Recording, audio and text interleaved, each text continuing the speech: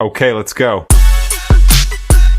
मेरे प्यारे मित्रों, आप सभी का स्वागत है हमारे YouTube चैनल त्रिनेत्र ज्ञान धारा पर। और जैसा कि यूपी पीसीएस के आरओ एआरओ की सीरीज चल रही है, 3 दिन से मैं ला रहा हूं, आज चौथा दिन है और इसमें प्रीवियस ईयर में पूछे गए प्रश्न उत्तर हैं, तो इनका अभ्यास कीजिए, बड़ा आनंद आएगा और साथ में नॉलेज के साथ साथ तैयारी भी होती रहेगी। पहला प्रश्न इसमें 2016 में पूछा गया था हिस्ट्री से कि दिल्ली सल्तनत के किस सुल्तान ने खुद को खलीफा घोषित किया। तो ये है कुतुबुद्दीन मुबारक शाह खिलजी। कुतुबुद्दीन मुबारक शाह खिलजी।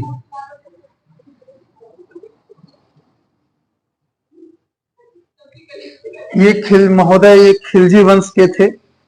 कुतुबुद्दीन मुबारक शाह खिलजी मैंने लगा दिया है, वैसे कुतुबुद्दीन मुबारक खिलजी कहा जाता है, इतना हटा दीजिए, मुबारक खिलजी के नाम से ही ज्यादा प्रसिद्ध हैं। और इनका जो कार्यकाल है वो जो है वो 1316 से लेकर 1320 तक का है। 4 वर्ष के लिए ये सुल्तान की गद्दी पर बैठते हैं। और इनकी जो उपाधि है वो उपाधियां, ये उपाधि देखिएगा, अल इमाम, ऐसे ऐसे खलीफा, अल इमाम, उल उमाम, अल इमाम हो गए, ये उपाधि एक हो गई। दूसरा है उल उमाम, और इसमें एक उपाधि भी है खलीफतुल्लाह, खिलाफत उल्लाह, खिलाफत उल्लाह, खलीफतुल्लाह, खलीफतुल्लाह। और साथ में इन्होंने उपाधि जो धारण की वो खलीफा की भी उपाधि धारण की, और ये पूछा गया है। और ये चूंकि कुतुबुद्दीन मुबारक शाह जो था राजा सुल्तान, इसकी एक विशेषता ये भी थी कि ये नग्न स्त्री और पुरुषों का साथ इसे बहुत ज्यादा पसंद था, इसलिए कई बार दरबार में हाजिर होता था, जो तो स्त्री के वेश में, स्त्री वेश में ये दरबार में हाजिर हो जाता था। अजीब टाइप का ये सुल्तान था, क्योंकि इसकी जो थी वो मतलब नग्न स्त्री और पुरुषों का साथ पसंद था, इसलिए दरबार में स्त्री वेश में कई बार आ भी जाता था। और इसने एक जो बहुत काम किया वो ये था कि उन्होंने, अलाउद्दीन खिलजी ने जो बाजार नियंत्रण प्रणाली शुरू की थी, बाजार नियंत्रण प्रणाली अलाउद्दीन खिलजी ने इसलिए शुरू की थी कि ताकि दाम ना बढ़े ज्यादा रसायनों और सामग्रियों की, ताकि उनके सैनिकों को विजय अभियान के लिए लड़ना था।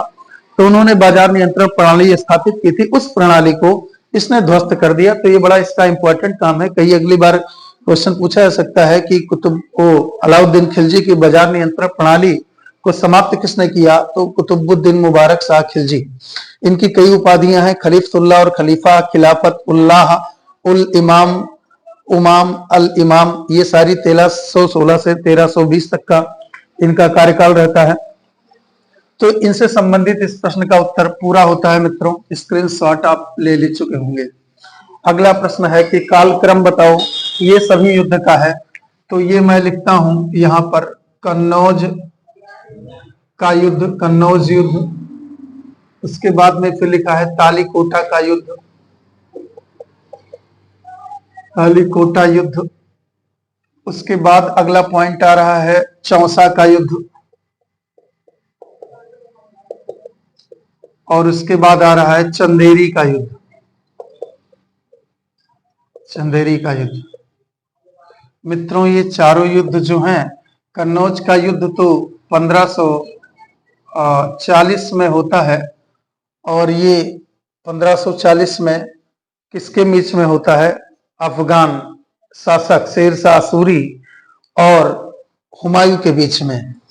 और चौसा का युद्ध भी उसके 1 साल पहले होता है, 1539 में। इन दोनों युद्धों में हुमायूं परास्त होता है, लेकिन इस युद्ध में हुमायूं बहुत बुरी तरह परास्त होता है और शेरशाह सूरी का शासन कायम हो जाता है।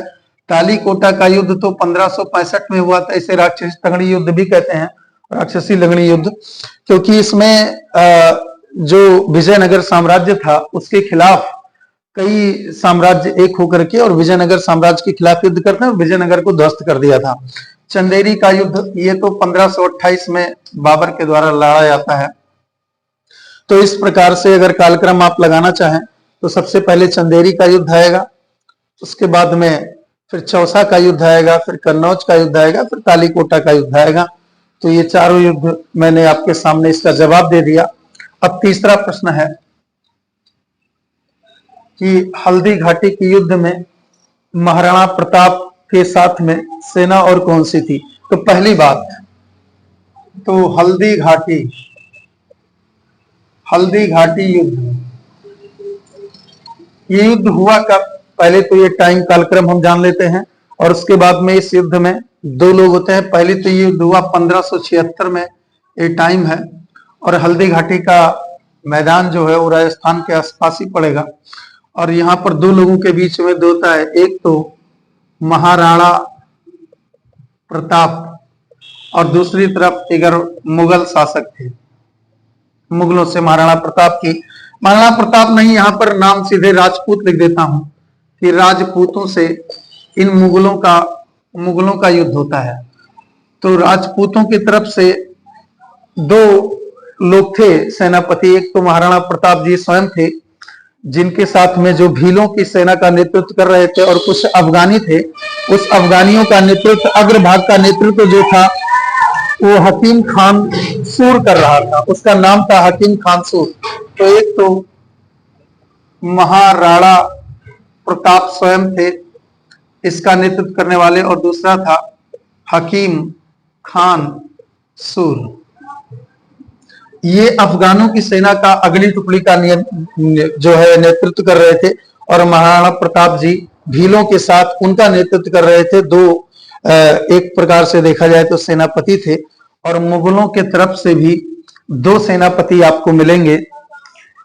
मुगल की तरफ से एक तो है मान सिंह राजपूत में ही, और दूसरे हैं आसफ खां।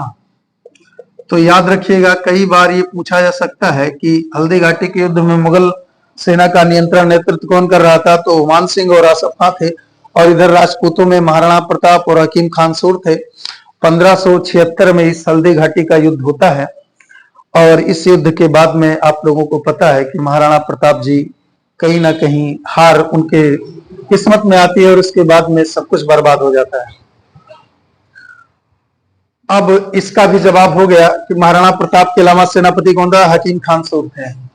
अब अगला प्रश्न आ रहा है मित्रों, रज़्मनामा। ये रज़्मनामा जो है, लिख रहा हूं रज़्मनामा। ये रज़्मनामा जो है ये महाभारत का, किसका, महाभारत का फारसी में अनुवाद है, फारसी में अनुवाद किया गया महाभारत का। और किसके टाइम में किया गया, तो अकबर के टाइम में ये अनुवाद किया गया था।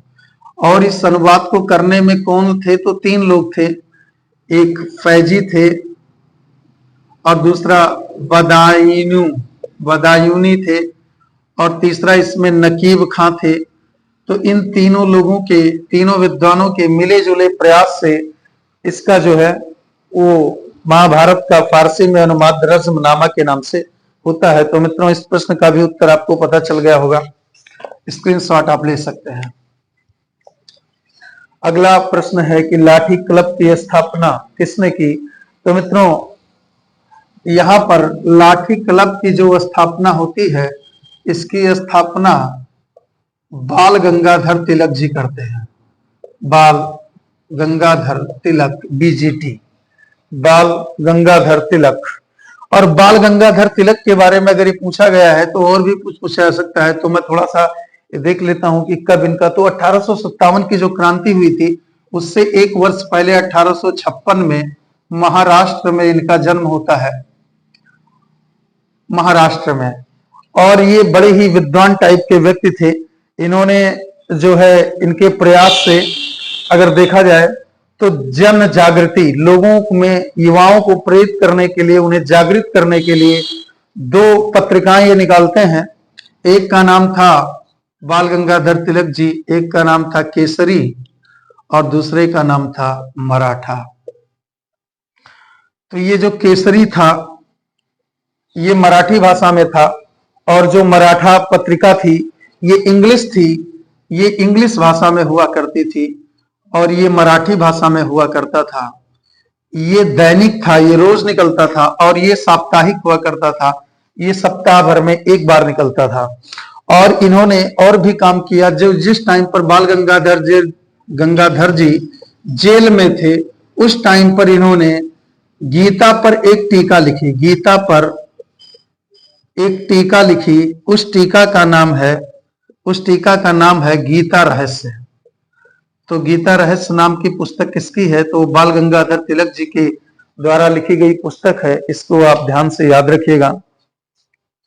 और इन्होंने और भी चीजें की। बाल गंगाधर तिलक जी ने धार्मिक संगठनों को, धार्मिक लोगों को थोड़ा सा आजादी से जोड़ने के लिए इन्होंने दो काम किया, दो उत्सव शुरू किए। एक शिवाजी उत्सव और दूसरा गणपति उत्सव। ये दोनों आज भी महाराष्ट्र वाले इलाके में बहुत ज्यादा फेमस हैं। और इन्होंने लाठी क्लब की तो स्थापना की ही था, और साथ में लोगों को पहलवान बनाने के लिए, युद्ध में तैयार करने के लिए लाठी क्लब और अखाड़ा क्लब की भी इन्होंने स्थापना की थी, अखाड़ा क्लब। तो इस तरीके से आप इनको याद रखिएगा कि 1856 में महाराष्ट्र में बाल गंगाधर तिलक का जन्म होता है। लाठी क्लब और अखाड़ा क्लब जैसे मोहल्ला विरोधी समिति की भी इन्होंने स्थापना की थी, और केसरी और मराठा जैसी पत्रिकाओं का संपादन करते हैं। शिवाजी और गणपति उत्सव को मनवाने का कार्यक्रम भी शुरू करते हैं, और जेल में थे तो गीता रहस्य नाम की पुस्तक इन्होंने लिखी जो कि गीता पर टीका है। तो मित्रों, आज इस प्रकार से मेरे 5 प्रश्नों की सीरीज पूरी होती है। नेक्स्ट टर्न पर अगले दिन मैं पुनः लेकर के आऊंगा। अभी हिस्ट्री से बहुत सारे क्वेश्चन बाकी हैं, उन सभी टॉपिकों को आपके सामने रखूंगा। धन्यवाद।